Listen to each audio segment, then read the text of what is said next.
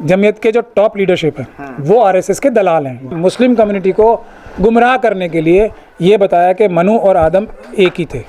ये एक साजिश का हिस्सा है। अरशद मदनी और महमूद मदनी जो हैं वो मनुस्मृति की तरफ वापस वो ये बोलना चाहते हैं कि हम तो मनुस्मृति ही हैं। मोहन भागवत जी के तो एकदम वो आजकल बम चम बोलते हैं ना इंग्लिश में, वो बने हुए ना एकदम, साथ खाऊं और साथ खिलाऊं, और एकदम बड़ी गहनता से अरशद मदनी महमूद मदनी की गठजोड़ चल रहा है। अगर ये आरएसएस की साजिश के साथ ये सम्मेलन नहीं कराया गया तो ईडी कहाँ है? इतना माल कहाँ से आया इनके पास इतना बड़ा सम्मेलन कराने के लिए? लोगों से चंदा लिया नहीं लिया तो वो उसका कोई अकाउंट है? आरएसएस बौखलाई हुई है। वो जो दलाल मुस्लिम लीडर्स हैं उनसे मनु और मनुस्मृति की तारीफ आज से नहीं बहुत दिनों से करा रखी है, और उनके आगे टुकड़े भी फेंके जाते हैं।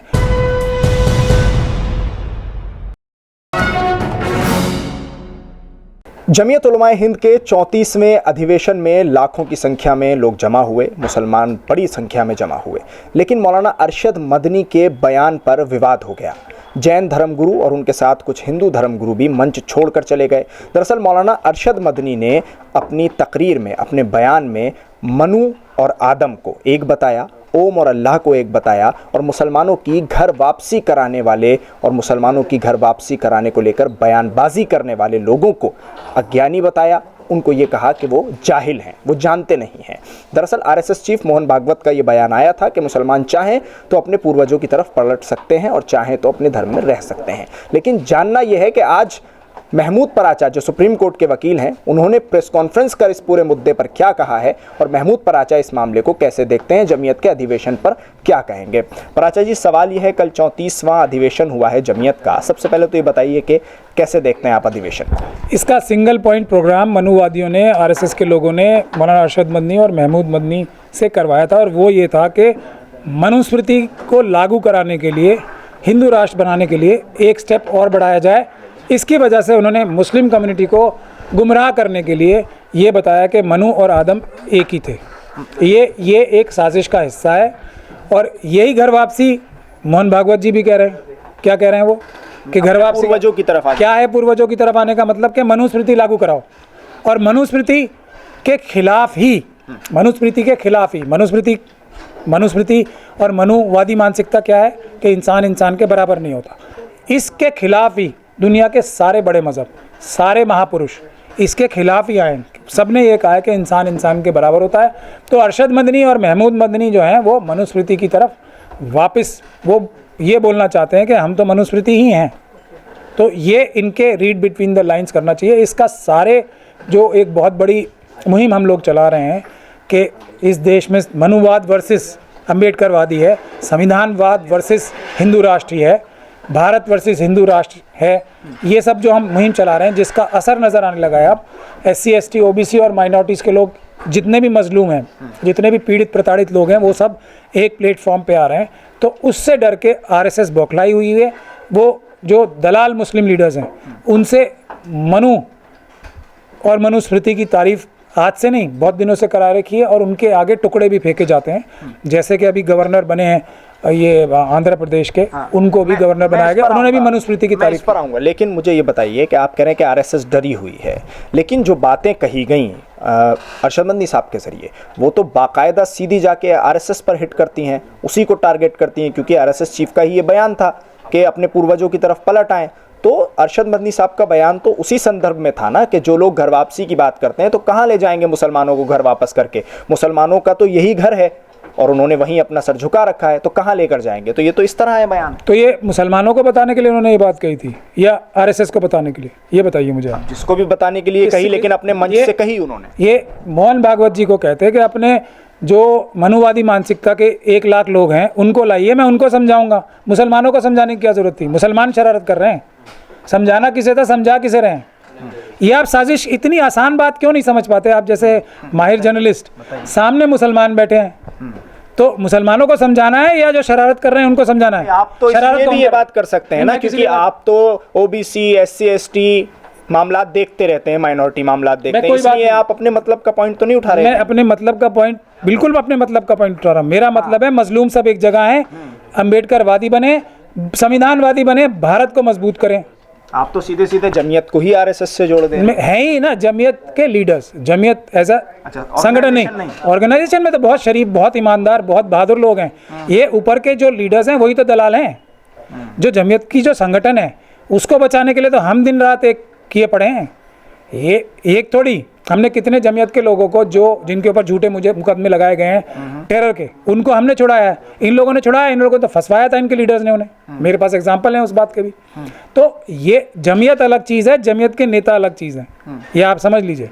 ये आरएसएस नहीं है कि उसके लीडर भी वही हैं जो आरएसएस के संगठन है, दोनों में फ़र्क है, बात समझिए।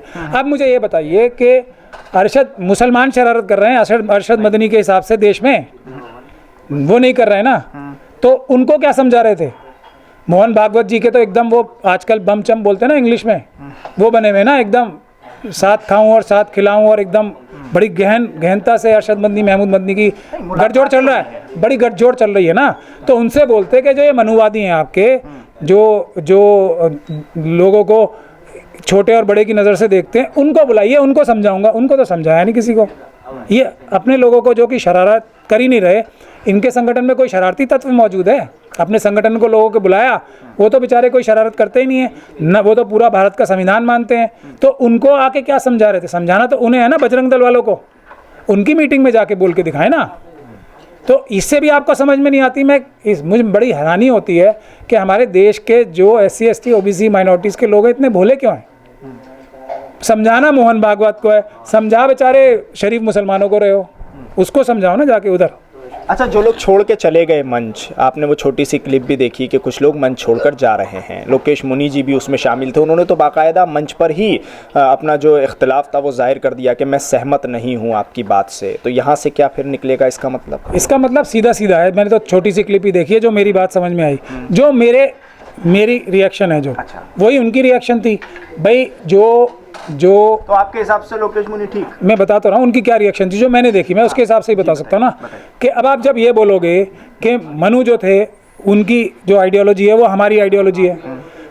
जैनिज़्म जो है, सबसे पहला रिएक्शन था मनुस्मृति और मनुवाद के खिलाफ। सबसे पहला रिएक्शन जो था बुद्धिज़्म से भी पहले जैनिज़्म का था। तो अब किसी जैनी महात्मा को या जैनी धर्मगुरु को आप ये बोलोगे कि मनु को हम अपने जैसा समझते हैं, तो उसको बुरा तो लगेगा ही ना। बाबा साहब ने मनुस्मृति क्यों जलाई थी? क्योंकि वो इंसान को इंसान के बराबर नहीं समझती थी। बुद्धिज़्म के लोग मनुस्मृति, बाबा साहब ने 22 प्रतिज्ञाएं क्यों ली? मनुस्मृति के खिलाफ ही नहीं ना, जो आज इतनी बड़ी कंट्रोवर्सी बनती है। तो आप किसी बुद्धिस्ट रिलीजियस गुरु से बोलोगे कि भाई मनुस्मृति बड़ी अच्छी चीज़ है, तो वो तो रिएक्शन देगा ही ना। किसी क्रिश्चियन से बोलोगे मनुस्मृति बहुत अच्छी चीज़ है, वो रिएक्शन देगा ही, वही रिएक्शन था वो। तो कहीं ऐसा तो नहीं हुआ कि मैसेज इस प्रोग्राम के ज़रिए कुछ और देना था, लेकिन अचानक ये बखेड़ा खड़ा हो गया, कुछ और मैसेज चला गया? मैसेज जो देना था पूरी प्लानिंग के साथ वही मैसेज दिया है उन्होंने। वो मुस्लिम कम्युनिटी को कंफ्यूज करना चाहते हैं। मनुवाद को एक अच्छी चीज़ बताने की साजिश थी, जो उन्होंने अपना मैसेज तो दे दिया, लेकिन हम जैसे लोग भी अभी तो ज़िंदा हैं जो इनकी साजिश पहचानते हैं और समझते भी हैं।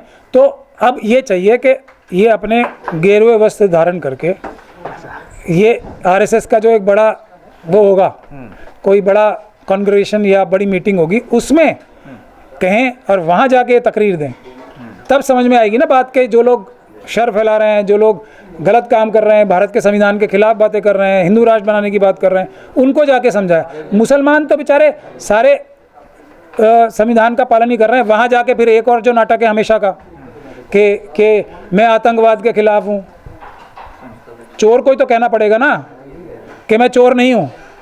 तो ये अपने आप को चोर बना के चलने की जो साजिश है ना, एक और बड़ा इल्जाम लग रहा है आपकी तरफ? नहीं है, इल्ज़ाम है, ये सच्चाई नहीं है। क्या फिर आप उनको भी आप कैसे आतंकवाद से जोड़ सकते हैं? मैं क्या जोड़ रहा हूँ? वो खुद ही जाके कह रहा है ना कि मैं आतंकवादी नहीं हूँ। अबे किसको? तो ये भी कहते हैं, जितने भी हिंदू धर्मगुरु से मिलते हैं उसमें RSS चीफ हों या और भी दूसरे हों, वो कहते हैं कि मैं चाहता हूँ कि सब एक रहें, सब एकजुट होकर आगे बढ़ें। वो तो ये भी कहते हैं। नहीं, ये तो कहते हैं, लेकिन स्टेज से मुस्लिम कम्युनिटी को गैदर करके ये बता रहे हैं कि भाई मैं जो हूँ, मैं आतंकवाद के खिलाफ हूँ।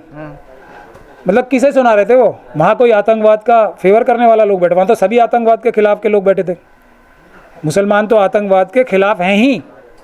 ये बताने की क्या ज़रूरत है? ये बोला कि बजरंग दल वालों मैं तुम्हें आतंकवाद नहीं करने दूंगा, विश्व हिंदू परिषद वालों मैं तुम्हें आतंकवाद नहीं करने दूंगा, ये बोला उन्होंने? भाई मैं आतंकवाद के खिलाफ हूँ तो बोलते ना कि बजरंग दल वाले आतंकवादी हैं, विश्व हिंदू परिषद वाले आतंकवादी हैं, आरएसएस वाले जो आतंकवादी गतिविधियों में लिप्त हैं, मैं उनकी खिलाफत कर रहा हूँ। इन आतंकवाद के खिलाफ होने का इन्होंने मुस्लिम गैदरिंग में क्यों बताया? मतलब उनको डांट रहे थे, डरा रहे थे कि मैं खिलाफ हूँ, या क्या उनमें से कोई आतंकवादी बैठा था सामने उनके? चलिए, आपकी बातों से ये तो निकल आया कि आरएसएस और जमीयत दोनों में कोई ना कोई कनेक्शन है, ऐसा आप कह रहे हैं, लेकिन दूसरी एक चीज आप कह रहे हैं। हाँ। कोई ना कोई कनेक्शन आप कह रहे हैं, और आप क्या कह रहे हैं? मैं कह रहा हूँ उनके लीडर्स हाँ। आरएसएस के दलाल हैं। अच्छा, मैं जमीयत कह रहा हूँ, आप उनके लीडर। आप इशारों में बात कर रहे हैं, मैं डायरेक्ट बात कर रहा हूँ। अच्छा, ठीक है। जमीयत बिल्कुल नहीं है, जमीयत बिल्कुल नहीं है आरएसएस। जमीयत के जो टॉप लीडरशिप है वो आरएसएस के दलाल हैं। जमीयत एक अच्छी ऑर्गेनाइजेशन है, उसमें एक से बढ़कर एक बहादुर, ईमानदार, ईमान वाले मेंबर्स को मैं भी जानता हूं, उनके लीडर्स को भी मैं भी जानता हूं, जो ईमानदार, शरीफ, ईमान वाले हैं, देशभक्त हैं, भारत का संविधान जानने समझने वाले हैं। बेईमान उनकी लीडरशिप है टॉप, इसीलिए जमीयत बहुत अच्छी चीज़ है, उसके लीडर्स चोर हैं। लेकिन ये जो अधिवेशन हुआ, मैं आखिर में इस पे पूछना चाहता हूँ आपसे कि कुछ बातें अब ऐसी सामने आ रही हैं कि आरएसएस चीफ से कुर्बत, उनके करीब होना, और उसके बाद 8-9 साल का वक्फा गुजर जाने के बाद 34वां बड़ा ये अधिवेशन होना, लाखों की संख्या में लोगों को जमा करना, और उसके फ़ौरन बाद अब क्योंकि 2024 का चुनाव है, तो क्या ये कहीं ना कहीं आपस में कुछ मेल खाता है? ईडी कहाँ है? अगर ये आरएसएस की साजिश के साथ ये सम्मेलन नहीं कराया गया तो ईडी कहाँ है? इतना माल कहाँ से आया इनके पास इतना बड़ा सम्मेलन कराने के लिए? लोगों से चंदा लिया? नहीं लिया, तो वो उसका कोई अकाउंट है? ये कल मंच से कहा गया कि आप ही लोग इसके करता धरता हैं, आपसे तो चंदा लिया। भाई अकाउंट तो पूछा जाएगा। जो इतने बड़े बड़े पॉलिटिकल लीडर्स हैं, मायावती जी के खिलाफ ईडी की रेड हो रही है, ईडी ने केस दर्ज कर रखा है, अखिलेश जी के खिलाफ कर रखा है, इतने बड़े बड़े लीडर, ममता बनर्जी के खिलाफ कर रखा है, वो एक रैली करें तो उनके घर नोटिस आ जाता है, तो इनके खिलाफ क्यों नोटिस नहीं आया? और कोई सबूत चाहिए? कहाँ से आया इतना माल? क्या इन्होंने इनकम टैक्स रिटर्न में फाइल किया है? क्या इनके पास कोई भी अकाउंटेड पैसा है कि यहाँ से पैसा आया? मैं ये सवाल पूछ रहा हूँ ना अमित शाह जी से, अगर ये आरएसएस से नहीं मिले हुए तो इनके घर ईडी की रेड होनी चाहिए। ठीक, शुक्रिया बातचीत करने के लिए। हमारे साथ सुप्रीम कोर्ट के वकील महमूद पराचा मौजूद थे। उन्होंने साफ लफ्ज़ों में कहा कि जमीयत नहीं बल्कि जमीयत की टॉप लीडरशिप के कनेक्शन, उनका जोड़, उनका मेल आरएसएस से है, आरएसएस चीफ मोहन भागवत से है, और ये सारी चीज़ें अब पूरी तरह से साफ हो गई हैं।